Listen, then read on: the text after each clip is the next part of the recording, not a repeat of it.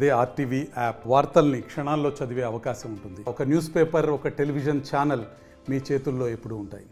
అవకాశం ఇస్తే చాలా పెను ప్రమాదం పొంచి ఉంది.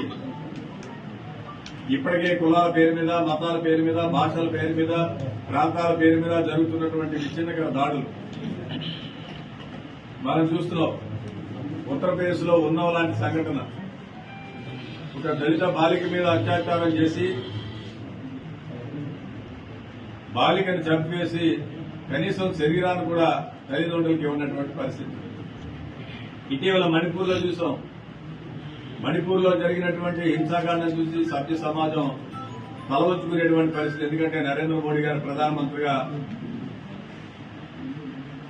ఆయనకి విదేశాలకు వెళ్లేటువంటి వెసులుబాటు ఉంది. కానీ మన దేశంలో మణిపూర్ లాంటి సంఘటన జరిగితే ప్రార్థనా మందిరాల మీద, మతపరమైనటువంటి సంస్థల మీద దాడులు జరిగితే కనీసం అక్కడికి వెళ్లి చూడలేనటువంటి పరిస్థితి.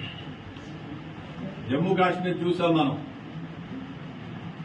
ప్రపంచంలో స్విట్జర్లాండ్ ఏ విధంగా ఉంటుందో జమ్మూ కాశ్మీర్ ఆ విధంగా ఉంటుందో. అంత అందమైనటువంటి జమ్మూ కాశ్మీర్ 3 ముక్కలు చేసి ఈవేళ వరకు అశాంతి, ప్రజాస్వామ్య విలువలు కానీ హక్కులు కానీ లేవు. టెలిఫోన్ పనిచేసేటువంటి పరిస్థితి లేదు, ఇంటర్నెట్ సౌకర్యం లేదు. ఈ విధంగా దేశంలో ఎన్ఆర్సీని తీసుకురావడం కానీ అనేకమైనటువంటి విధ్వంసకర యాక్టులు మనం చూసాం. రైతులకు సంబంధించి 3 నల్ల చట్టాలను తీసుకొచ్చారు. ఆనాడే పార్లమెంట్ లో రాహుల్ గాంధీ గారు చెప్పారు,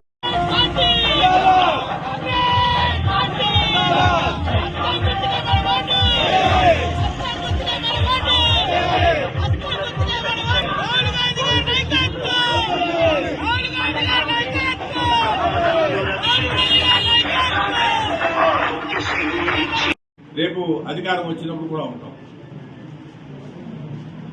2009లో తెలుగుదేశంలో పనిచేశారు వారు. దాని తర్వాత మళ్ళీ జగన్ గారి పార్టీకి వెళ్లారు. పార్టీ వాళ్ళకి అవకాశం ఇచ్చింది మంత్రిగా పనిచేసేది. కనీస సమస్యల పట్ల కూడా స్పందించలేనటువంటి పరిస్థితి. మన పక్కన ఉన్నటువంటి దొమ్మేరులో జరిగినటువంటి సంఘటన మనందరికీ తెలుసు.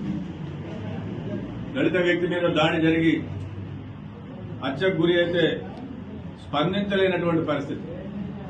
అనేక మంది సోదరీమణుల మీద, దళిత సోదరీమణుల మీద జరిగినటువంటి అకృత్యాలను ఖండించలేనటువంటి పరిస్థితి. డాక్టర్ సుధాకర్, ఒక డాక్టర్ నర్సీపట్నంలో, ఆయన ఆనాడు ఉన్నటువంటి పరిస్థితుల్లో ప్రభుత్వాన్ని ప్రశ్నించాడు. మాకు ఇవి కావాలి, అవి కావాలి, మాస్కులు కావాలంటే ఇచ్చివాడిగా ముద్రేసి ఇబ్బందులకు గురి చేసినటువంటి పరిస్థితి. ఒక మెజిస్ట్రేట్ ఈ రాష్ట్రంలో జరుగుతున్నటువంటి అన్యాయాన్ని, అకృత్యాలను ప్రశ్నిస్తే అతన్ని పిచ్చివాడిగా ముద్రేసి ఇబ్బంది పెట్టినటువంటి పరిస్థితి. సమాజంలో దళితుల మీద జరుగుతున్నటువంటి హత్యాకాండాలు కానీ, అన్యాయాలు కానీ, నేను ప్రకాశం జిల్లాలో దర్శన నియోజకవర్గానికి పీసీసీ ప్రెసిడెంట్ గా వెళ్లాను. అక్కడ జరిగినటువంటి ఒక మ్యారేజ్ లో ఒక వర్గానికి చెందినటువంటి వ్యక్తుల్ని చిత్రహింసలు పెట్టి ఇబ్బంది పెడితే స్పందించలేనటువంటి ఈ హోంమంత్రి. ప్రజాస్వామ్యంలో మనం ప్రజల కోసం పనిచేయాలి. ప్రభుత్వం ప్రజలు మనకు అవకాశం ఇచ్చింది ప్రజా సమస్యలు పరిష్కరించడానికి. ఆ నేపథ్యంలో పనిచేయాలి. కానీ అధికారులకు తొత్తులుగా పనిచేయడం కాదు. భగవంతుడు ఒక మంచి అవకాశం ఇచ్చినప్పుడు 10 మంది పేద ప్రజల కోసం, ఆయా సామాజిక వర్గాల కోసం, అట్టడుగు వర్గాల కోసం పనిచేయాలి. కానీ పదవీ కాంక్షతో పెద్దల యొక్క మెప్పు కోసం పనిచేసేటువంటి పరిస్థితి మారాలి. మరిన్ని వీడియోస్ కోసం ఛానల్ ని సబ్స్క్రైబ్ చేయండి. లేటెస్ట్ అప్డేట్స్ కోసం వాట్సాప్ ఛానల్ ని ఫాలో చేయండి. అండ్ లింక్ డిస్క్రిప్షన్ లో ఉంది.